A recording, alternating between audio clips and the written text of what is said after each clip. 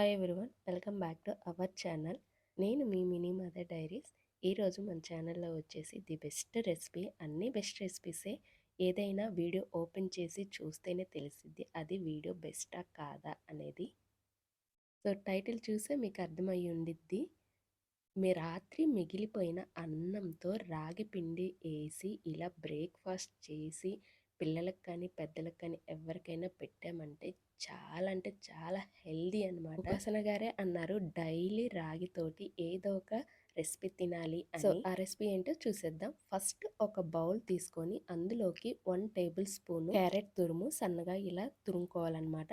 Next ఇందులోకి cut చేసి పెట్టుకున్న ఆనియన్, కొత్తిమీర, పచ్చిమిర్చి ఈ 3 వేసి బాగా ఒకసారి స్పూన్ తోటి మిక్స్ చేయండి. ఇందులోకి రుచికి సరిపడా సాల్ట్ కొంచెం, మరి ఎక్కువ వేయద్దు, కొంచెం అన్నమాట. నెక్స్ట్ కొంచెం లెమన్ పిండేసుకొని ఇప్పుడు ఈ మొత్తాన్ని బాగా మిక్స్ చేసుకోవాలి. ఎలా మిక్స్ చేసుకోవాలంటే మొత్తం నిమ్మరసం బాగా పట్టాలన్నమాట అన్నిటికీ. ఇప్పుడు ఇందులోకి వేడివేడిగా పోపు పెట్టుకుందాం. కొంచెం ఆయిల్, మరీ ఎక్కువ వద్దు, 1/2 టేబుల్ స్పూన్ ఆయిల్, ఆవాలు, జీలకర్ర ఇవి సరిపోతాయి. ఇవి చిటపటలాడిన తర్వాత ఇందాక మనం బౌల్లో మిక్స్ చేసాం కదా ఆనియన్స్, ఇవన్నీ వాటర్లో వేసుకొని ఒకసారి మళ్ళీ మంచిగా ఇలా బాగా కలుపుకోండి. ఇలా కలుపుకున్న తర్వాత పెరుగు అనమాట, గడ్డ పెరుగు కాదు, ఇలా ఒకసారి తిప్పుకోండి. బాగా మెల్ట్ చేసుకున్న తర్వాత కొంచెం ఇలా క్రీమీ స్ట్రెచర్ వచ్చింది. అప్పుడు ఇందులో వేసేసి ఒకసారి బాగా మిక్స్ చేసుకోండి. ఈ పెరుగు చట్నీ అనేది కొంచెం పుల్లగా ఉంటే టేస్ట్ బాగుండిద్ది అనమాట. అందుకని పుల్లటి పెరుగు తీసుకోండి. పుల్లటి పెరుగు లేదు అనుకుంటే కొంచెం నిమ్మరసం ఇంకొంచెం ఎక్కువ పిండుకోండి. ఇలా చేసుకున్న తర్వాత పక్కన పెట్టేసుకోండి. ఇప్పుడు మెయిన్ అనమాట రాగి పిండితోటి గారెలు. సో అదే ఎలా చేసుకోవాలో ఈ వీడియోలో చూసేద్దాం. రాత్రి అన్నం చాలా మిగిలిపోయి ఉండిద్ది. ఎలా మిగిలిన అన్నాన్ని పడేస్తారు, లేకపోతే పులిహోర లేకపోతే పోపో ఏదో ఒకటి పెట్టేస్తారు. అలా కాకుండా హెల్దీగా ఇలా ఒకసారి చేసి చూడండి. నిజంగా తిన్నారంటే మళ్ళీ మళ్ళీ ఇదే చేసుకొని తింటారు, అంత టేస్టీగా ఉండిద్ది అనమాట. సో రెసిపీ చూసేద్దాం. నాకు ఇక్కడ రైస్ కప్పు మిగిలింది. సో ఈ కప్పు రైస్ తోటి నేను గారెలు చేస్తున్నాను. సో నైట్ అన్నం కాబట్టి నాకు కొంచెం పొడి పొడిగా ఉంది. ఇప్పుడు దీన్ని మనము మిక్సీ పట్టుకోవాలన్నమాట. ఈ రైస్ని వాటరు అలాంటివి ఏమి వేయనవసరం లేదు.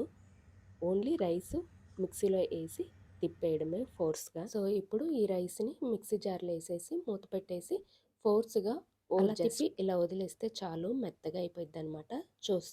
చూసారు కదా, ఇలా అయ్యిద్ది అనమాట. ఇంత గట్టిగా ఉండాలి. మరి లూజ్గా ఉంటే ఏంటంటే రెసిపీ అనేది రాదనమాట. నూనెలో వేయగానే ఎక్కడికక్కడ విరిగిపోయిద్ది. సో అందుకని ఇంత గట్టిగా పట్టుకోండి. వాటర్ అదేమో వేయనవసరం లేదు. ఇప్పుడు దీన్ని వేరే బౌల్లోకి ట్రాన్స్ఫర్ చేసేసుకోండి. ఇప్పుడు ఇందులోకి మిక్సీ పట్టుకున్న అన్నంలోకి 1/2 కప్పు కాదు, 1/2 కప్పు అనమాట. చూడండి, 1/2 కప్పు, ఎక్కువ వేయొద్దు. సో 1/2 కప్పు వేసుకొని పక్కన పెట్టేసుకోండి. ఈలోపు ఏంటంటే సన్నగా కట్ చేసుకున్న ఉల్లిపాయలు అనమాట.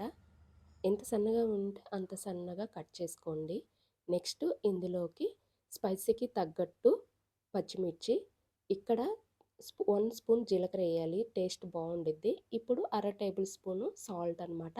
నేను తీసుకున్న దాంట్లోకి 1/2 టేబుల్ స్పూను సాల్ట్ సరిపోయిద్ది. ఇప్పుడు కొత్తిమీర, కరివేపాకు వేసుకొని ఇప్పుడు ఇవి అన్నీ బాగా కలిసేలాగా బాగా మిక్స్ చేసుకోవాలన్నమాట. ఏమి వాటర్ కానీ ఏమి కానీ యాడ్ చేయని అవసరం లేదు. ఫస్ట్ నేను చూపిస్తున్నట్టు ఇలా కలిపేసుకోండి. అన్నాన్ని, రాగిపిండి, మనం వేసిన ఆనియన్స్ ఇవన్నీ బాగా కలిసేలాగా మెత్తగా చపాతీ పిండి ఎలా ఉండిద్దో అలా. సో మీకు ఇష్టమైతే అల్లం ముక్కలు కూడా చిన్న చిన్న పీసెస్గా కట్ చేసుకొని వేసుకోవచ్చు. బట్ నేనైతే ఇక్కడ వేయట్లేదు. చూసారు కదా, ఇలా కలుపుకున్న తర్వాత పెరుగు కాదు, కొంచెము మజ్జిగ అనమాట. ఇందాక మనము చట్నీలో వేసాం చూడండి, పెరుగు చట్నీలో, అలా అనమాట.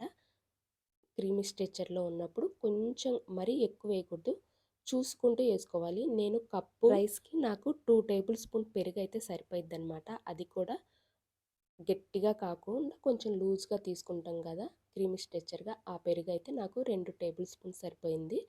సో ఒకేసారి వేసుకోకుండా కొంచెం కొంచెంగా కలుపుకోండి. ఒకేసారి వేసుకుంటే ఏంటంటే లూజ్ అయ్యే ఛాన్స్ ఉంది పిండి, అందుకని చూసుకుంటూ కలుపుకోండి. సో ఇందులో పెరుగు బదులు నీళ్లు వేయకూడదు, ఎందుకంటే నీళ్ళు వేసినప్పుడు మనం ఆయిల్లో వేసినప్పుడు ఏ పాటకు ఆ పాట విరిగిపోయి ఆ గారెలు అనేవి అస్సలు రావన్నమాట.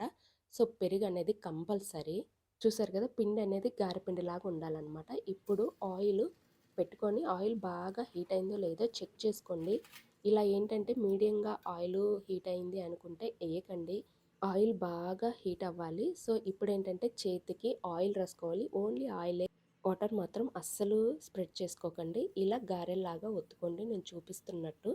ఇలా ఒత్తుకొని మనము ఆయిల్‌లో డీప్ ఫ్రై చేసేసుకోవడమే. దీన్నంతా మీడియం ఫ్లేమ్‌లో కానీ, లో ఫ్లేమ్‌లోనే చేసుకోవాలి. హై ఫ్లేమ్‌లో చేసుకోకండి. ఎందుకంటే హై ఫ్లేమ్‌లో పెట్టి ఇలా గారెలు వేసామంటే పైనేమో బాగా కాలి క్రిస్పీగా ఉండిద్ది. లోపల మాత్రం రాగి పిండి అనేది ఉడకదన్నమాట. పచ్చి పచ్చిగానే ఉండిద్ది. తినేటప్పుడు ఏంటంటే స్టమక్ పెయిన్ అలా అప్సెట్ అవుతాయన్నమాట. సో, అందుకని మీడియం కానీ, లో ఫ్లేమ్‌లో కానీ కుక్ చేసుకోండి. ఇలా బాగా ఈ కలర్‌లోకి రావాలన్నమాట. సో, ఈ కలర్‌లోకి వచ్చాయంటే బాగా కుక్ అయినట్టు. సో, అన్నీ ఒక్కోటొక్కటిగా తీసేసుకోండి. తీసేసుకొని వేరే ప్లేట్‌లోకి ట్రాన్స్‌ఫర్ చేసేసుకోండి. సో, మిగతావి కూడా అంతే. ఎంత పిండి ఉందో ఆ పిండి ఇందాక సేమ్ చూపించిన ప్రాసెస్‌లోనే ఒక్కోటిగా వేసుకుంటూ ఉండాలి. సో, మాకు చేత్తో రాదు అనుకుంటే పాల ప్యాకెట్ ఉండిద్ది కదా! దాని మీద ప్రెస్ చేసుకొని ఆయిల్‌లో డీప్ ఫ్రై చేసుకోవచ్చనమాట. సో, ఫైనల్‌గా అయితే నాకు రాగి గారెలైతే రెడీ అయ్యాయి. ఇవి చట్నీ కన్నా నేను చేసిన పెరుగు చట్నీతోటే తింటే చాలా టేస్టీగా ఉంటాయి. మామూలు చట్నీ పల్లీ చట్నీ వాడుతుంటే అంత టేస్ట్ రావు. ఇలా పెరుగు చట్నీలో ముంచుకొని తింటే చాలా అంటే చాలా బాగుండేది. ఇది పిల్లలకి పెట్టాలి అనుకుంటే మాత్రం పెరుగు చట్నీలో ఒక అరగంట నానపెట్టి పెట్టండి. నిజంగా చాలా అంటే చాలా టేస్టీగా ఉండిద్ది. పెరుగులో నాని ఇంకా సాఫ్ట్‌గా అయిపోతాయన్నమాట గారెలు. సో, ఇంకెందుకు లేటు వీడియో చూసారు కదా! ఒకసారి ట్రై చేయండి. ఎలా వచ్చిందో కింద కామెంట్ చేయండి. ఇంకా మీకేమి రెసిపీస్ కావాలో కింద కామెంట్ చేసేయండి. సో, చూసారు కదా! అన్నంతోటి అప్పటికప్పుడు బ్రేక్‌ఫాస్ట్ అనమాట. ఎలాంటి హడావిడి లేకుండా ఈజీగా చేసుకోవచ్చు. అంత టేస్టీగా ఉంటాయన్నమాట. వీడియో గనక నచ్చితే లైక్ చేయండి, షేర్ చేయండి, అలానే సబ్స్క్రైబ్.